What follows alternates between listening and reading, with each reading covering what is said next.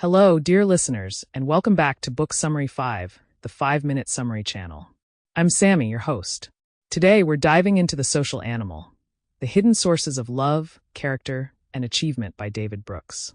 This book is part narrative, part psychological deep dive, part cultural commentary, and all of it is aimed at answering a very human question. Why do we do what we do? But instead of taking a dry, academic approach, Brooks tells the story through two fictional characters, Harold and Erica. Their lives unfold from infancy to adulthood, and through their story, we explore the unconscious forces that shape human behavior, things like emotion, intuition, attachment, culture, and relationships. So let's walk through their journey, and by doing so, feel like we've read the book from cover to cover. Harold is born into a loving but intellectually modest family. From the beginning, Brooks wants us to understand that Harold's success or failure won't depend on his IQ or test scores, but on the richness of his emotional and social development. From infancy, his brain is forming millions of connections, deeply shaped by the warmth and responsiveness of his caregivers. The book makes it clear. The quality of early attachment is one of the most powerful predictors of future character.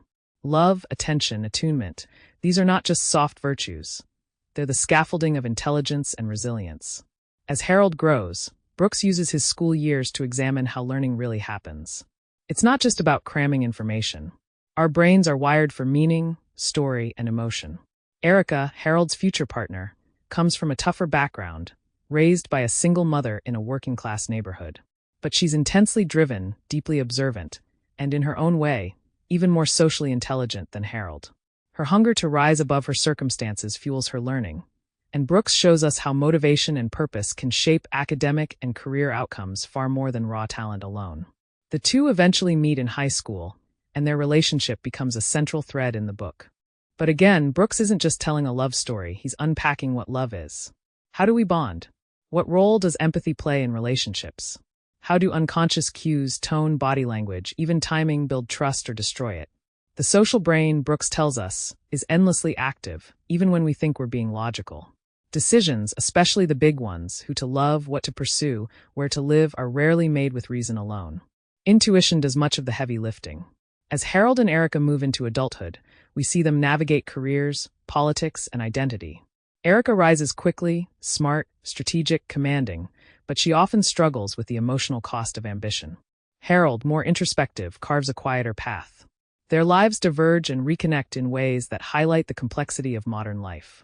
Brooks uses their stories to explore what success really means, suggesting that character, relationships, and purpose may matter far more than wealth or status. One of the most compelling insights in the book is how much of our behavior is shaped by the unconscious. We like to think of ourselves as rational actors, but Brooks draws from neuroscience and psychology to show just how much our actions are influenced by deep, often invisible factors: culture, emotion, habit, even early childhood patterns. This unconscious realm isn't chaotic, it's highly structured, deeply social, and profoundly powerful. Another key theme is the role of narrative. We all live by stories about who we are, where we're going, what matters. These stories don't just reflect reality, they shape it. Whether it's the American dream, a personal mission, or a cultural identity, the narratives we adopt become maps for our choices. And sometimes those maps need to be challenged or rewritten. Toward the end of the book, Harold and Erica reflect on aging, meaning, and legacy. It's here that Brooks invites us to consider the full arc of a life, not in terms of accomplishments, but in terms of depth. Did we love well? Did we grow? Did we contribute something beyond ourselves? The answers, Brooks suggests, lie less in achievements and more in relationships and values. The Social Animal is ultimately a sweeping, compassionate meditation on what it means to be human.